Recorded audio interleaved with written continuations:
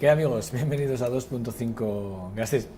Esta sonrisa que me sale es porque ahora estaba hablando con mi invitado fuera de cámaras y bueno, pues me ha hecho pasar un buen rato. La verdad es que siempre que hablamos él y yo me lo paso muy bien cada vez que hablo, porque yo creo que es de los pocos políticos con los que no hablo de política cuando estoy con él, hablo de deporte y eso a alguno le así.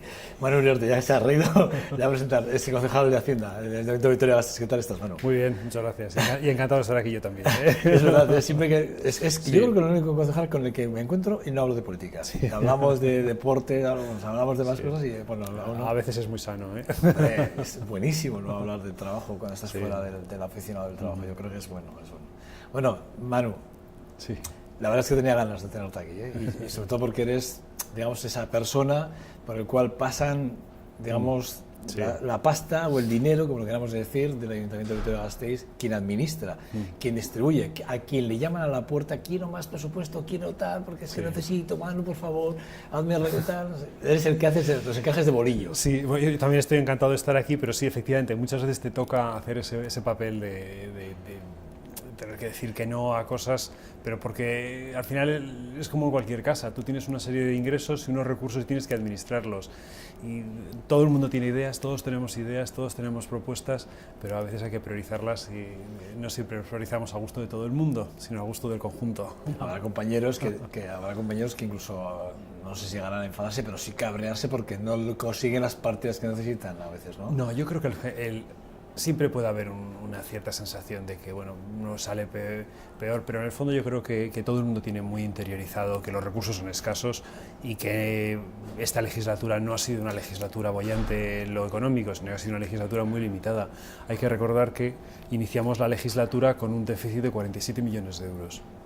Claro, con unos presupuestos en aquella época de más de 400 millones de euros, un déficit de 47 era una barbaridad y era algo dificilísimo. Estábamos endeudados hasta las cejas, con unos problemas de estabilidad enormes, con problemas de personal y con unas grandes dificultades económicas. Y yo creo que como la legislatura ya empezó con estas dificultades y con todo esto, yo creo que afortunadamente todos mis compañeros fueron conscientes de que había que hacer un esfuerzo y ese esfuerzo había que repartirlo y lo teníamos que hacer entre todos. O sea, lo teníais claro todo el equipo. Un esfuerzo colectivo, ¿no?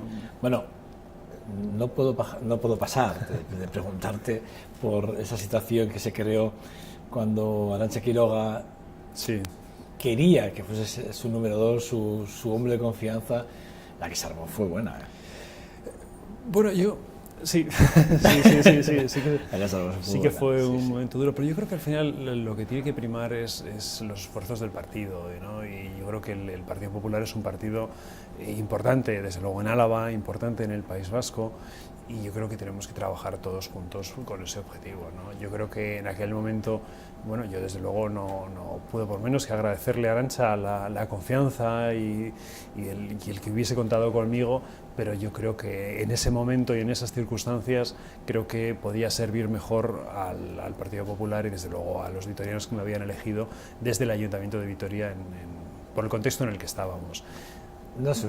Te digo la verdad, no sufriste ninguna presión, no hubo ninguna llamada del actual ministro de Sanidad, que tanto se hablaba, este tipo de llamadas, esas...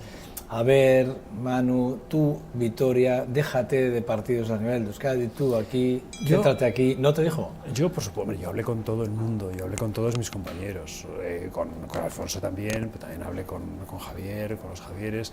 Yo lo consulté y compartí con todos y en principio tanteé la posibilidad y ver sobre todo el para qué y cuál iba a ser el día de mañana, porque el objetivo, yo creo que el objetivo de todos, y desde luego mi objetivo no es tener una tarjeta donde ponga algo, sino es el poder cambiar y poder influir en la sociedad y poder hacer algo mejor para todos, ¿no?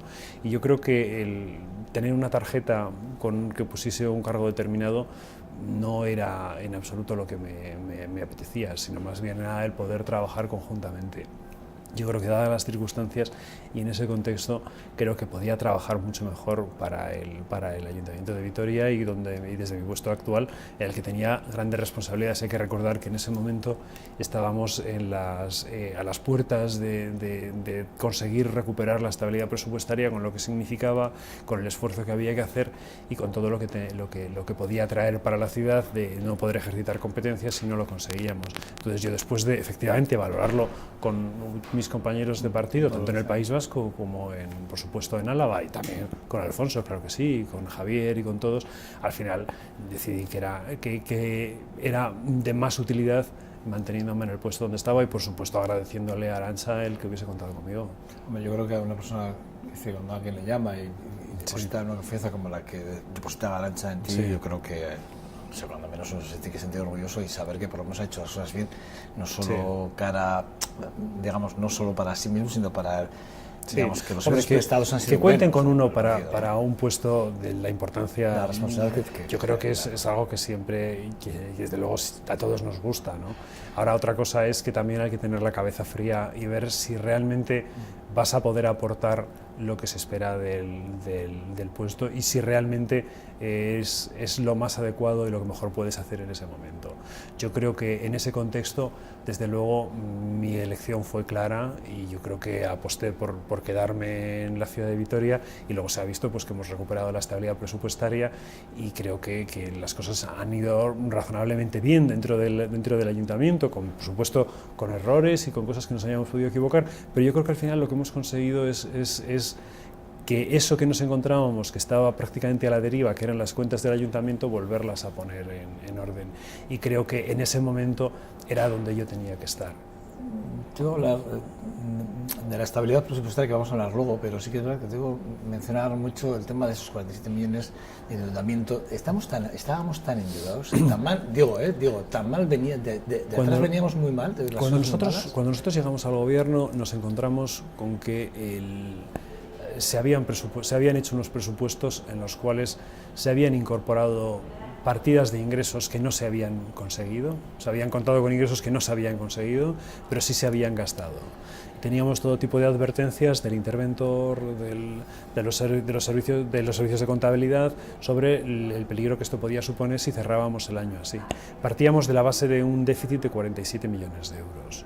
Éramos el ayuntamiento más endeudado del País Vasco, además llevábamos un ritmo de crecimiento del endeudamiento brutal y teníamos un gran problema, que es que, algunos se les olvida, pero el gobierno anterior tuvo que recortó el sueldo de los funcionarios. Cierto. Con el objetivo de amortizar deuda. Nunca amortizó la deuda. O sea, después de hacer el recorte... Se gastó el dinero... Estamos hablando del gobierno de Patxi Lázaro. Sí, nosotros lo que tuvimos es que corregir todo eso en muy poco tiempo, porque apenas tuvimos 6 meses para revertir esta situación.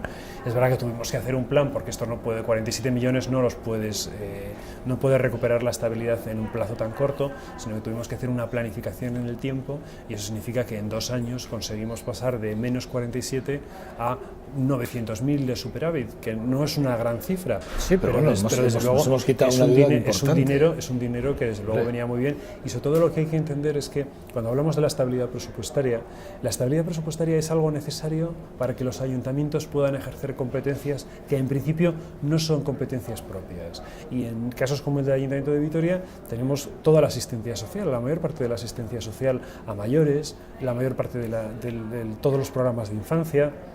Todo ese tipo de proyectos son proyectos, o la educación, por ejemplo, en todas las competencias de educación, nosotros son competencias que ejercemos y que si no tuviésemos estabilidad presupuestaria nos veríamos con serias dificultades para poder ejecutarlas, ¿no? Es verdad que el esfuerzo, como tú bien dices, es tremendo, es decir, es quitarte ese menos 47 y ir a un superávit de 900.000, que dices, bueno, la cantidad es paupérrima hablando del Ayuntamiento de Vitoria-Gasteiz. Sí. Eso es el inicio. Hoy, a fecha de hoy, digamos, la estabilidad que habéis tenido o habéis dado al presupuesto PNV y PP, sí, porque salvo el primer año, que los otros 3 o 2 habéis llegado a acuerdos presupuestarios, habéis hecho que las cuentas cuadrasen y ciertos proyectos se mantuviesen, incluso algunos se incrementasen. Este año no. También hay que ponerlo dentro del contexto electoral. O sea, yo creo que eres el primero que reconoce. Estamos en un año electoral y yo creo que ya imaginábamos que iba a ser más difícil llegar a acuerdos. Pero yo quiero recordar una cosa. Todos los proyectos de ciudad que tenemos, todos los proyectos han contado con el apoyo de otro partido político. Todos.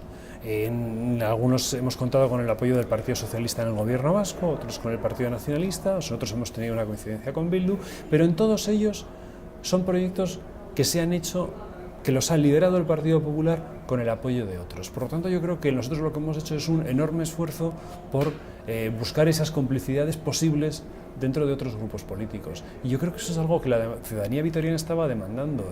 Vamos a hacer las cosas y vamos a hacerlas llegando a acuerdos. Que es difícil, efectivamente. Siempre, para todos los gobiernos en minoría, el llegar a acuerdos significa pues, que a veces pues, no tienes que hacer exactamente las cosas como a ti te gustaban, tienes que buscar... Pero eso nos pasa a todos, y nos pasa a todos en casa. Y en cualquier contexto de la vida. Tú al final tener que colaborar con otra persona, pues no siempre es al 100% como te gustaría, pero igual el resultado termina siendo incluso mejor del que te habías propuesto en un inicio. Y yo creo que nosotros todos los proyectos los hemos hecho con el apoyo de otros partidos políticos, y la realidad es que están aquí. O sea, se va a ver en breve la estación de autobuses, se va a ver el Centro Cívico de Salburua, la reforma de la Europa, o el Centro Sociocultural de Mayores de Arriaga. Son proyectos que llevaban mucho tiempo atrasados y que van a ser una realidad este año. Por ese programa han pasado, sí. ya creo que has visto muchas de las entrevistas que han pasado por aquí, y has visto que han pasado prácticamente todos los que tienen que pasar, y todos dejan mensajes, ¿no? Sí. Es verdad que a veces el tiempo no te da suficiente como para tirarte o volver a recurrir a todo lo que dicen, pero yo sí recuerdo cosas que ahora tú me tocas y yo. y sí que es verdad que aquí Gorka Urtaran dijo una cosa que a mí me llamó poderosamente la atención, y sin embargo también el otro día en Chumbelarcortu también me reconocía que a ellos sí le habíais llamado para hablar del presupuesto. Sin embargo, el PNV nunca lo habéis, en esta legislatura no les habéis llamado para sentaros a una mesa para, como años anteriores, esto es lo que tenemos, vamos a ver cómo cerramos, a ver cómo podemos hacer este encaje, ¿no? Digo, por el tema electoralista al que te referías. Yo creo que no quiero entrar en una política yo te hablo del PNV porque ha sido el socio presupuestario en los últimos dos legislaturas. Sí. Perdón, en los últimos años. Yo me he sentado con ellos y nos hemos sentado, tanto Miguel Garnica como yo, para hablar de proyectos del presupuesto. Nos hemos sentado también para ver proyectos que estaban en el presupuesto de 2014, y hemos hablado del presupuesto del 2015. Yo no quiero entrar en una política de si ellos consideraban que eso era una negociación o no. Yo creo que en general las puertas del equipo de gobierno siempre han estado abiertas. Yo creo que nosotros hemos demostrado que queremos llegar a acuerdos con todos, que hemos hecho un esfuerzo en todos los aspectos y que estábamos dispuestos. Y creo que la primera presentación que hizo el alcalde del presupuesto lo dejó bien claro. Digo, este es el proyecto que presentamos, vamos a iniciar un trámite como no se ha hecho nunca, porque hay que recordar que normalmente el trámite presupuestario en el Ayuntamiento de Vitoria era de 15 días de enmiendas y ya está. Nosotros hemos llegado a dejar mes y medio de enmiendas para poder llegar a acuerdos, para poder trabajar conjuntamente con los grupos, y yo creo que en este tiempo, pues hombre, se ha intentado por distintos medios el alcanzar acuerdos. No ha sido posible, no ha sido posible ahora, no quiere decir que no sea posible en el futuro. Al final, en el 2016 seguiremos estando los mismos partidos políticos, seguirán estando los problemas, alguien tendrá las responsabilidades, esperemos que sea el Partido Popular, yo desde luego cuento con ello, y creo que si los ciudadanos nos dan la responsabilidad de gobernar Vitoria otra vez en la próxima legislatura, nosotros desde luego mantendremos otra vez una política de puertas abiertas, acuerdos con todas las fuerzas políticas que quieran colaborar en positivo. Lo que no vamos a hacer nunca es hablar de pactos para cerrar las puertas a los demás. Siempre pactos en positivo e incluyendo a todos. Digo yo, vale, ¿en qué situación nos encontramos ahora? No tenemos acuerdo presupuestario, hay que buscar esa estabilidad de la que hablabas antes. Tenemos una prórroga presupuestaria. La norma foral es muy clara. Tú cuando tienes un presupuesto tienes unas potestades y cuando tienes una prórroga presupuestaria tienes otras. Entonces, hay algunos aspectos, hay algunos ingresos que no son accesibles al equipo de gobierno directamente, tienen que pasar por el Pleno. Y nosotros lo que hemos planteado es, bien, el Ayuntamiento, en la Junta de Gobierno, el equipo de gobierno solamente puede hacer una prórroga de 331 millones de euros. Esto es insuficiente, pero el resto corresponde al Pleno. Nosotros hemos iniciado una ronda de contactos con todos los grupos políticos, vamos a explicarles cuál es la situación pues vamos a estudiar las posibilidades de acuerdo para llevar al Pleno una propuesta de incremento de ingresos para cubrir la diferencia entre los 331 que tiene capacidad del gobierno y el resto que es competencia de pleno. Pero yo creo que es un sano ejercicio de competencias que tiene que realizar cada uno de ellos. Pero ahí, por ejemplo, Manu, chocáis directamente con la oposición, ¿no? Sí. Y me explico. Llegar a acuerdos, tú decías, no es fácil y cuando está en minoría menos. Claro, esta mayoría a veces pasas de los acuerdos, ¿no? Diciendo, yo gobierno y yo decido, ¿no? Pero bueno, en este caso es una minoría bueno, relativa, ¿no? De alguna forma. Sí que es verdad que choca mucho, quiero decir, el tema de, a mí por lo menos me sorprende cuando hablamos de intentar llegar a acuerdos y decimos, bueno, sí, necesito una estabilidad y no tengo recursos, a ver cómo llego a acuerdos, pero como no llego a acuerdos, quiero decir, algo que os están reprochando es el tema de descapitalizar, por ejemplo, Amvisa, ¿no? Hablan mucho de la descapitalización de Amvisa, hablan mucho de que ese dinero que se va a sacar, que tampoco, por ejemplo, pues, digo porque ahora aquí vamos a explicar varios temas, porque hablan, por ejemplo, de Tuvisa, hablan de Amvisa. Sí, me alegra que saques ese tema, porque es un tema que a mí me gustaría tener la oportunidad de compartir contigo mi visión. Yo creo que el ayuntamiento es la administración municipal y una serie de sociedades públicas que pertenecen al ayuntamiento y que son 100% municipales. Y ahora mismo se da la paradoja de que tenemos una sociedad pública, que es Tuvisa, que tiene una necesidad urgente ya de renovar sus flotas. Tiene que renovar sus flotas, tiene que renovar autobuses y necesita dinero para hacerlo. Y además tiene proyectos de nuevas líneas y lo necesitan porque es una demanda de los vitorianos y porque tenemos que prestar el servicio público y es una necesidad ya urgente. Y luego tenemos otra sociedad pública que es Amvisa, que tiene unas reservas disponibles para cuando necesite hacer obras, pero no tiene ningún proyecto urgente de obras.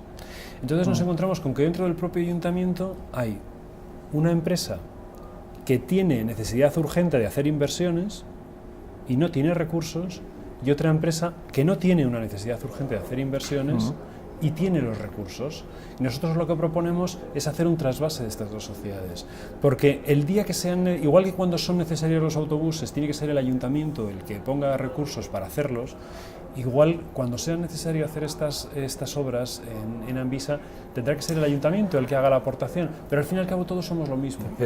Somos 100% municipales. Pero, por ejemplo, una empresa, Amvisa, es rentable, sin embargo, Tuvisa es deficitaria y siempre va a ser deficitaria. Es decir, que no, pero nosotros revertir al revés va a ser más... El reparto de reservas no quiere decir que deje de ser rentable. Tú tienes, una cosa es que año a año esta empresa dé beneficios y en eso no va a cambiar absolutamente nada. Y eso es una cosa, y otra cosa es hacer un reparto de dividendos con cargo a reservas. O sea, nosotros no estamos planteando el reducir, el incrementar los gastos de forma... No estamos planteando que sea Amvisa quien compre los autobuses, nada por el estilo. No. Estamos diciendo que con los beneficios acumulados de Amvisa, se compren autobuses. Pero esto, si lo piensas, es lógico. Tú, en una familia no puede haber una desproporción de ingresos entre uno y otro. No puedes tener un matrimonio, no puede tener un miembro de la pareja con unos recursos, con unos enormes ingresos y el otro con una situación paupérrima y que no se compartan los ingresos. Pues yo creo que en este momento es lo que nos encontramos. No tenemos una necesidad de reparar tuberías y sin embargo sí que tenemos una necesidad urgente de comprar autobuses. Pues lo que vamos a hacer es trasladar recursos de un sitio a otro. Pero es que me parece de sentido común, porque son dos sociedades públicas, son dos sociedades 100% municipal, y lo que no tiene sentido es que en esta sociedad Amvisa no se pueda sacar los recursos suficientes para comprar los autobuses, que por otro lado yo creo que tiene mucho de electoralista en estos momentos, porque hay que recordar que en todas las legislaturas ha habido repartos de dividendos de Amvisa, y que, en todos los años, desde la legislatura anterior y en esta, Amvisa ha repartido beneficios. Por lo tanto, siempre ha habido un reparto de dividendos de Amvisa y siempre se han hecho gastos siempre ha habido una participación. No corre peligro Amvisa en absoluto, porque estamos hablando exclusivamente del reparto de dividendos con cargo a beneficios acumulados de ejercicios anteriores. Por lo tanto, no tiene nada que ver con el día a día ni con el funcionamiento de Amvisa. Hombre, una cosa es cierta. Borja Belandia, que estuvo al frente de Tuvisa y conoce, creo que la casa bien, sí que decía que ese 30% de esos 5,5 millones que se van a extraer no son suficientemente, o sea, no es lo suficiente para mantener, por ejemplo, él decía, ¿no?, que hasta marzo, probablemente, finales de marzo, podríamos pagar los salarios, pero probablemente igual nos quedemos luego sin gasoil, decía, ¿no? Venía a decir un poco. Yo creo que en ese sentido no es. Ya se lo discutí en la comisión, lo vi, por eso. Y ya le dije que él hace los cálculos de una forma, pues hombre, yo creo que un poco tendenciosa, pero con todo el cariño que le tengo, y insisto, y la relación con Borja es muy buena, pero yo creo que yo no comparto esos cálculos. Yo creo que en general la sociedad tiene recursos para funcionar.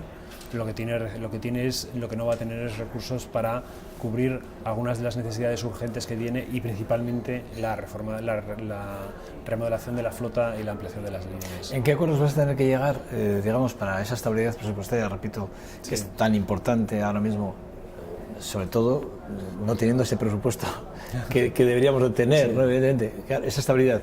Y entiendo que ahí vais a jugar, supongo que todas las cartas. Entrará el Partido Socialista de la forma que puedan o quieran, lo mismo le pasará a Bildu, al PNV, pero es decir, el ciudadano, Manu, el ciudadano de a pie, quiere saber, yo quiero saber en qué me va a influenciar o qué va a pasar en Vitoria, con qué servicios me va a quedar con menoscabos de alguno de ellos si no llegáis a acuerdos para mantener esa estabilidad a la que necesitamos tanto. Yo no le veo mucho. Yo veo muy difícil de explicar a la ciudadanía. Es muy difícil que los ciudadanos puedan entender que un ayuntamiento que tiene recursos, que tiene capacidad para generar ingresos y que tiene ya dinero en sus arcas, vaya a no ser capaz de renovar las flotas de autobuses y ampliar líneas simplemente porque no se le da acceso a los recursos. Yo creo que es inexplicable, y yo creo que ahí lo que hay que hacer un esfuerzo muy claro es por decir, mira, en el sistema democrático hay un reparto de competencias, claro, y este reparto de competencias en Vitoria corresponde al Pleno. En otros ayuntamientos no, por eso no ocurre. En otros ayuntamientos esta competencia no es de Pleno, sino es de la Junta de Gobierno. En Vitoria corresponde al Pleno.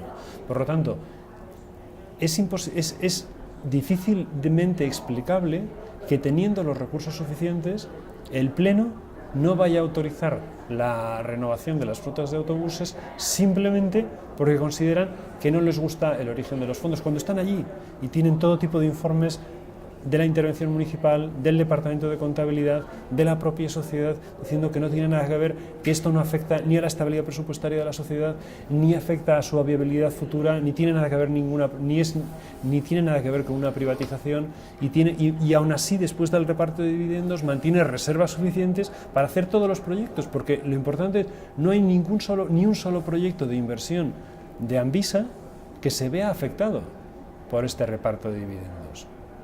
Por lo tanto, la sociedad va a seguir funcionando exactamente igual que lo viene haciendo hasta ahora, porque no se ve afectada por nada. Y de esto se le ha presentado todo tipo de informes, y sobre todo es difícilmente explicable que, si todos los años ha habido repartos de dividendos, ¿por qué de repente el 2015, año electoral, no? ¿Por qué? Esto es igual. Es lo que hay que explicarlo. Todos iguales, es decir, todos los partidos, todos los políticos. Que al final yo entiendo que yo entiendo que al final. Yo te puedo demostrar documentalmente lo que yo estoy diciendo. Yo te puedo demostrar documentalmente que la sociedad no necesita esos recursos para funcionar, que hemos tenido repartos de dividendos todos los años y que lo que sí que necesitamos es renovar los autobuses de Vitoria. Bueno, lo que sí que vamos a hacer es comprar, creo que son 6 autobuses o 7, creo que está. No, eso no, porque se ha aprobado diciendo que se contrate, pero no se ha aprobado el reparto del dinero, con lo cual ya me dirán ustedes cómo se va. Pero la idea era comprar 6 o 7 autobuses. Sí, la idea es comprar, que teníais este equipo de gobierno, 6 o 7 autobuses. La idea es comprar los autobuses, y la idea es destinar 5 millones de euros más a Tuvisa.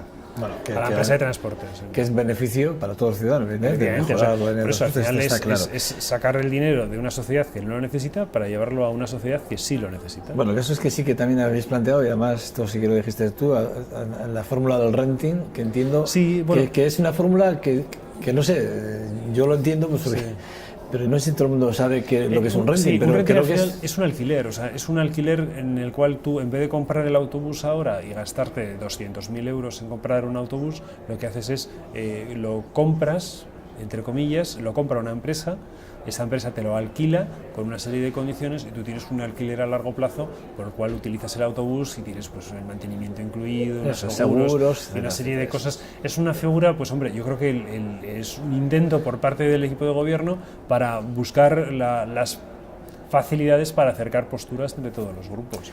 Bueno, Manu, ¿qué va a pasar después del varapalo, de esa sentencia que nos obliga a ese justiprecio con Olarizu, que entiendo, claro, es que estamos hablando de presupuestos, hablando de dinero, hablando de arcas, es un menoscabo, ¿no? Sí, desde luego. Y Garnica, con buen criterio, el otro día decía que, bueno, pues que habrá que negociar esa deuda y fraccionarla e intentar pagarla de la mejor forma posible, evidentemente, para que sea menoscabo. Pero sí que es verdad que da la sensación que no hacemos las cosas bien. Yo creo que hay que matizar dos cosas. Primero, es verdad que la sentencia es desfavorable, pero bueno, no es una sentencia, realmente es la no admisión de... Bueno, la no admisión, sí, correcto. Pero luego se han admitido a trámite otros también muy importantes dentro del mismo espacio de Olarizu. Por lo tanto, hay algunas cosas que sí que se han hecho bien, pero ha habido una diferencia de criterio por parte del Tribunal Supremo. Luego, en lo que sí que nos dice que tenemos que pagar, no quiere decir que lo tengamos que pagar ahora. Ahora tenemos la potestad para pedir al tribunal un fraccionamiento y desde luego vamos a pedir un fraccionamiento para poderlo pagar en una serie de tiempo razonable, ¿no? No se trata de alargarlo indefinidamente, pero no se va a poder pagar de golpe porque no dan las arcas municipales y además es una potestad que tienen la administración pública y que lo hemos ejercido en varias ocasiones. Pero sobre todo yo quiero ir un poco al fondo del asunto. No es que se hayan hecho bien las cosas, sino que en todo caso lo que se ha sido es extremadamente celoso en la defensa del interés público. Porque hay que recordar que en este caso lo que se está diciendo es que el ayuntamiento ha hecho una interpretación del interés público que luego no ha sido consecuente, no ha sido apoyada por los tribunales, pero sí que ha defendido que es de interés público el que esos terrenos tengan un valor inferior.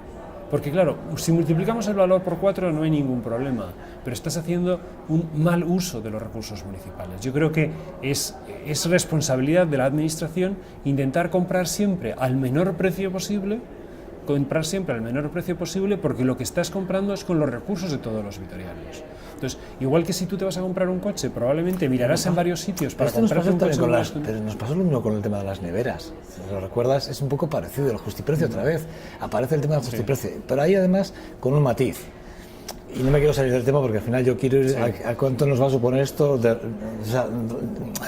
cómo va a retraerse esto en el presupuesto, pero sí que es verdad que ahí nos pasa un poco parecido. Dices, bueno, joder, parece que cada vez que vamos a comprar, y allí además con un agravio que es que lo compra una empresa, dos individuos que se crean una empresa para comprar a un precio más relativo, para que el ayuntamiento pueda salir más beneficiado en el precio, resulta que también al final nos acaban dando allí también, ¿no? O sea, allí también vuelve a ser el juzgado y nos dicen, no, es que está mal calculado también esto. Mira, la sensación es que, de verdad, Manu, yo creo que el Ayuntamiento de Vitoria ha hecho muchísimas expropiaciones en los últimos años y la mayor parte de ellas no están teniendo problemas, pero es verdad que algunas que están teniendo problemas pues son muy llamativas, pero sobre todo este mismo caso de Olarizu en el que estamos viendo, o sea, una parte se ha dado la razón y otra no. Todos nos centramos en los que, oiga, parece que esto se ha hecho mal, pues, o parece que el otro se ha hecho bien, y sin embargo el otro está hecho exactamente igual, por el mismo precio. Yo creo que habrá que ver cómo... Yo creo que hay veces que nos encontramos con distintas interpretaciones, pero a mí lo que me tranquiliza es saber que, a pesar de que esto vaya a ser un problema, por supuesto que lo va a serlo, porque es algo en lo que no contábamos, sí, porque se ha hecho siempre... Es la defensa... ¿Cuánto va a ser? Estamos hablando de 4 millones y medio. ¿Con intereses? Nosotros en principio estamos contemplando en torno a 4 millones y medio. Ahora, ya con intereses, entiendo. Sí, pero son... luego hay que... ahora vamos a pedir el fraccionamiento, hay que ver qué fraccionamiento nos da, qué intereses se acumulan sobre el fraccionamiento. Todavía es prematuro hablar de cifras tan cerradas. Yo creo que hay que esperar. Pero insisto, si hay que pagar algo ahora es porque se ha querido hacer una defensa del interés público no pagándolo antes, porque lo cómodo hubiese sido pagar mucho más de lo que vale, y eso es lo que nunca se ha querido hacer, sino se ha defendido el interés público intentando comprar siempre al precio más barato posible, porque yo creo que eso es lo importante. Manu, las medidas contra el fraude fiscal, porque es uno de los temas que yo creo que a ver, yo creo que todo el mundo tiene que tener claro que defraudar, a ver, es ir en contra de sí mismo y en contra del bien común, ¿no? Si me permite la expresión. Sí. Leía el otro día que Vitoria recupera en 2 años 14 millones de euros defraudados a la hacienda local. 14 millones de euros es una barbaridad, en 2 años. Sí.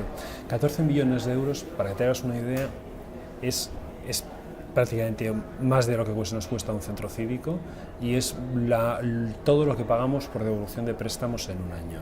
Pero sobre todo yo creo que nosotros cuando empezó la legislatura lo que dijimos, y en mi primera intervención lo que expuse es que la lucha contra el fraude fiscal era uno de los objetivos de este gobierno y que por lo tanto íbamos a dedicarle tiempo a elaborar un plan de lucha contra el fraude fiscal en el que queríamos que participasen todos los grupos políticos, por lo tanto, todos los grupos políticos participaron en el diseño e hicieron sus aportaciones al mismo, y luego nosotros lo que dijimos es que vamos a hacer un plan de lucha contra el fraude fiscal, pero vamos a hacer un plan de lucha contra el fraude realista.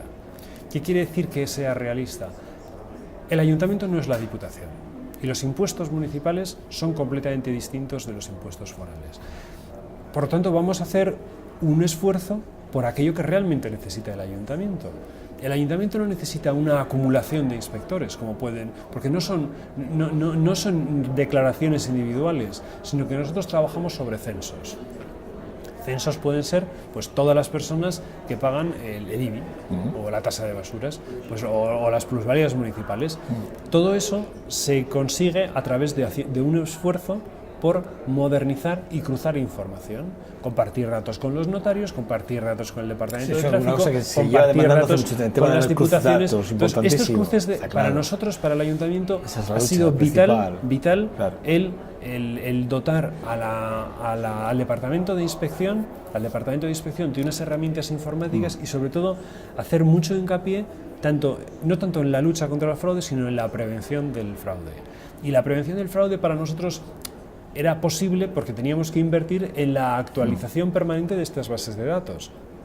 Y esto es algo que se ha visto y ha dado sus frutos porque nos hemos encontrado con que muchas veces nosotros mismos no habíamos girado a nadie en impuesto pues porque no teníamos el conocimiento de la información o porque no sabíamos que había habido un hecho que tenía que pagar impuestos o simplemente no habíamos comprobado la petición de licencias por obras o no nos habíamos enterado de transmisiones y este tipo de información lo hemos obtenido ahora simplemente cruzando estos datos. Sí, y eso es muy importante porque antes se trabajaba, era una inspección prácticamente decimonónica, trabajábamos con listados de papeles y nuestro objetivo es erradicar los listados de papeles y trabajar exclusivamente con bases de datos informatizadas, por lo tanto el mayor esfuerzo ha sido en desarrollos informáticos y aplicaciones que nos permitan actualizar las formas de gestión. Digo porque sobre las cifras iniciales que vosotros planteabas, que no sé cuáles, me gustaría que me dijeses, ha habido un aumento del 36,62% que ha supuesto en el 2013 5 millones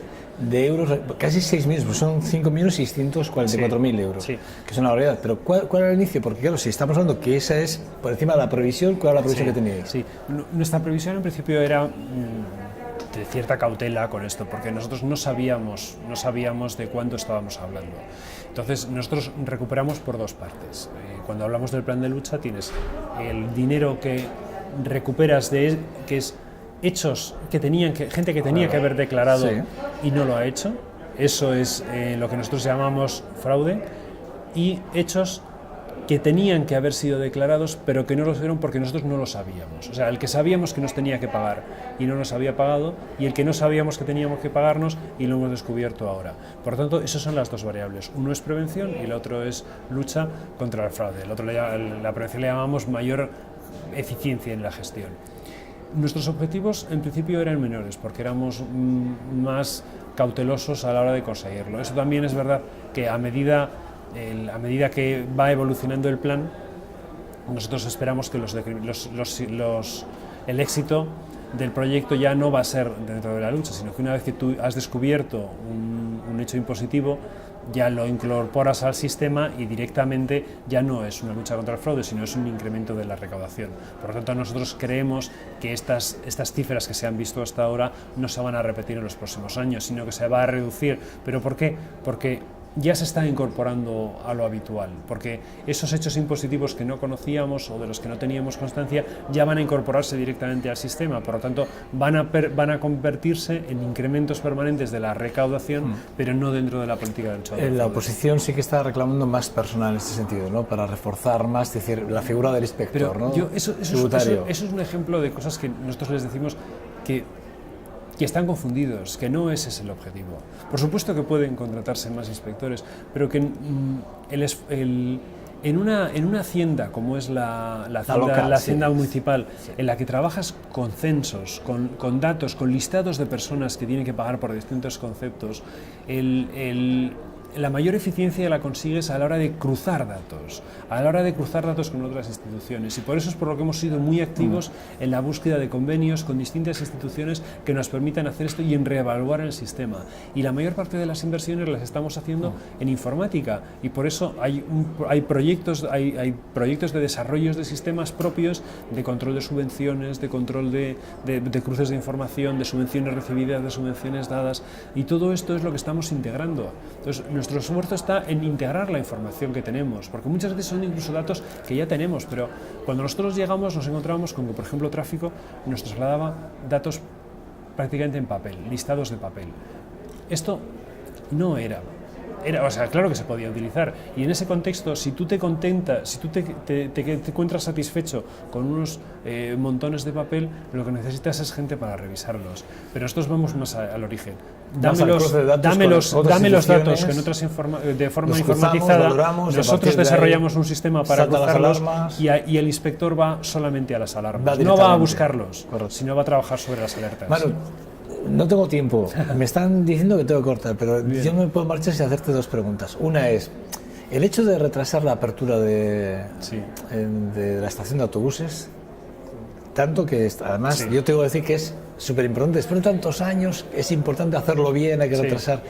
A mí, y con la confianza que tengo, y me lo vas a permitir, me parece electoralista, sinceramente, porque además es en puertas al que ya prácticamente la siguiente semana ya no se puede inaugurar nada más porque está prohibido por la ley electoral. Es decir, me da la sensación de que está como muy medido. Yo no, te doy toda la confianza del mundo, Manu. Desde luego está muy medido porque queremos abrirlo antes de las elecciones, está clarísimo, pero no se ha retrasado por esto, o sea, se ha retrasado porque, o mejor dicho, no es que no se haya retrasado, sino que hay un decalaje de tiempo, hay una diferencia de tiempo desde que acaba la obra hasta que se inician las instalaciones, porque el fin de la obra no quiere decir que esté ya en condiciones de ponerse en marcha. Ahora mismo nos encontramos con que se está formando a los trabajadores municipales. Los trabajadores que están allí van a tener que recibir una información exhaustiva. Hay que cargar los sistemas. Las empresas de autobuses tienen que cargar sus sistemas informáticos dentro de la estación. Tenemos que hacer las pruebas. Es una instalación lo suficientemente importante como para que cuando abramos la estación estemos seguros de que todo funciona correctamente. Por lo tanto, el que la obra esté puesta no quiere decir que todo esté terminado. Hay que hacer pruebas, hay que trabajar. De hecho, ahora mismo hay gente de... No se puede haber inaugurado. No se podía haber inaugurado antes. A mí me hubiese encantado haberla podido inaugurar en el mes de enero o en el mes de febrero, pero no puede ser. No puede ser porque hay que seguir una serie de procedimientos, porque las empresas necesitan tener sus plazos y porque en estas cosas, cuando es una infraestructura tan importante, me parece mejor o más razonable y de un ejercicio más responsable el esperar a tenerlo todo que no el precipitarse. Y yo creo que en este caso, nosotros cuando dijimos el 16 de marzo, fuimos muy conscientes de que nos íbamos a encontrar con este argumento, pero yo lo dije en la comisión, se va a abrir en esa fecha porque en esa fecha vamos a tenerlo todo y lo que no queremos es abrirnos y encontrarnos con que tenemos un problema con la calefacción que no funciona o que hay algo que no está en marcha. No, hay que seleccionar al personal, se le ha seleccionado, se están dando los cursos de formación. Va a ser una estación pionera en muchísimas cosas. Va a tener un servicio de atención a las personas con discapacidad y con movilidad reducida que no hay en ningún sitio del mundo. En ningún sitio del mundo se está prestando este servicio. Y nosotros lo vamos a prestar. Bueno, pues hay que formar a la gente para hacerlo, hay que desarrollar los protocolos, hay que establecerlo. Todo eso tenemos que hacerlo ahora. Y esto hay que coordinarse, entre otras cosas, aparte con el Consejo de Accesibilidad de la ciudad, con otra serie de agentes como son las compañías de autobuses que también van a participar. Pues si vamos a tener una estación pionera y que presta servicios como no se prestan en ningún sitio del mundo, hombre, yo creo que dedicarle un par de meses a preparar a la gente para prestarlos me parece muy razonable. Después de 20 años o 25 años sin estación, yo creo que unos meses podemos esperar. Mira, quiero acabar con un tema que yo sé que no vas a que no quieres, porque es escabroso, pero a mí yo sí que lo tenía apuntado y lo quería, y es con el que voy a acabar, ¿eh? Sí. ¿Eh? Es el de Michelin. Sí que es verdad que el expediente de Michelin a mí me sorprendió mucho que durante casi 4 años las bonificaciones ascendiesen a 2.139.000 euros. Yo sí que te he oído a ti ser crítico en ese sentido, te he oído, he leído que has sido muy crítico con ese asunto, pero a mí lo que más me sorprende de todo es que en un expediente en el que un documento concreto en el que podía eximir de la bonificación concretamente a Michelin no estaba en un inicio y luego aparece.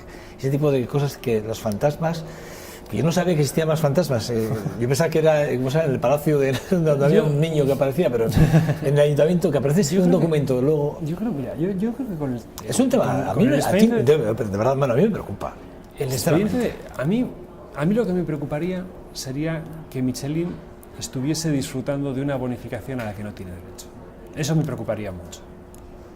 A mí me preocuparía que las instalaciones por las cuales estaba recibiendo esa bonificación, que ya no existe, pero esa bonificación de la que estuvo disfrutando durante unos años, no existían. Pero la realidad es que todos hemos ido a ver la fábrica porque nos han invitado en varias ocasiones y la planta de cogeneración está. Las instalaciones están. La bonificación es legal. Sí, es legal. Es visible. Por tanto, el motivo por el cual han disfrutado de la bonificación está ahí. Está ahí y es incuestionable. O sea, nadie puede dudar de que existen las instalaciones que dan origen a esa bonificación. Y realmente la discusión es si esta bonificación se concedió de forma expresa o se concedió a través de una vía indirecta mediante un recurso posterior que hubo. Yo creo que en este caso no hay una diferencia de contenido. No hay una diferencia de contenido. No hay una resolución expresa que diga que en esta fecha se hace. No, pero tampoco hay una resolución expresa para otra serie de bonificaciones. Lo que sí que hay es un reconocimiento de esta bonificación cuando Michelin aporta una documentación adicional. Por lo tanto, yo creo que claramente Michelin ha venido disfrutando o ha estado disfrutando durante el tiempo en el que han estado vigentes estas bonificaciones, porque hay que recordar que son bonificaciones por generación de energía, que son bonificaciones por ahorro energético. Y en este caso es una planta de cogeneración, una inversión importante que realizó Michelin y que Michelin ha demostrado que esta planta estaba ahí, que esta planta estaba funcionando y que esto suponía un ahorro energético. Por lo tanto, tiene toda la lógica que Michelin estuviese disfrutando de esto. Ya la pelea de si esto tenía que haberse firmado el martes o se tuvo que firmar el jueves, pues hombre, a mí lo que me preocuparía, sinceramente, es que no hubiesen tenido derecho. Y la prueba es que nadie duda que Michelin tenía derecho a esta bonificación y nadie duda que las instalaciones existieran. Por lo tanto, el tema, yo creo que ahí, desde ese punto de vista, me parece completamente zanjado. Bueno, que es un placer, de verdad. Nos hemos ido en la entrevista, pero bueno, yo creo que merecía la pena, porque en 4 años, la primera vez que apareces por aquí, después de este inicio nuevo de este programa de 2.5 Gasteiz, creo que merecía la pena tenerte y poder hablar, no de todo porque hay cosas que se nos quedan, ¿verdad? Pero creo que hemos tocado cosas importantes y que... Yo, encantado de estar aquí, ya sabéis, y de estar a compartir este momento con vosotros, y vendré la próxima vez que me invitéis, por supuesto. ¿Cuándo vas a hacer ya no un half, ya vas a hacer un Iron? Uy, estoy ahí con las dudas. La verdad es que la experiencia del half del medio Ironman de Vitoria fue una experiencia impresionante.